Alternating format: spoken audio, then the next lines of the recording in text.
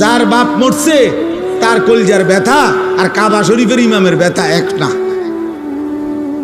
কথা বোঝেন নাই? আমার বাপ মরছে, আমার কলিজার ব্যথা, আর এই জায়গার মধ্যে যদি কাবা শরীফের ইমামরা দাঁড় করান, উনি তো হলো কমন দোয়া, কারণ উনি তো প্রত্যেক দিনে দোয়া করে, তো উনার বাপ না। আপন সন্তানের ব্যথার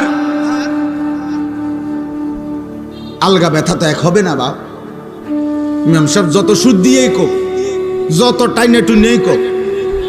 ওই দিন আমারে বলতেছে একজনে, কয় হুজুর আমরা এনে বলে যে ওই মানুষ মারা গেছে, এখন গোসল করান, আর গোসল করানোর জন্য জিগাইছে আগরে ওই মাইয়েতের পরিবারের হ্যাগরে কোন রেটে গোসল করাবেন, মানে কোন রেটের উপরে।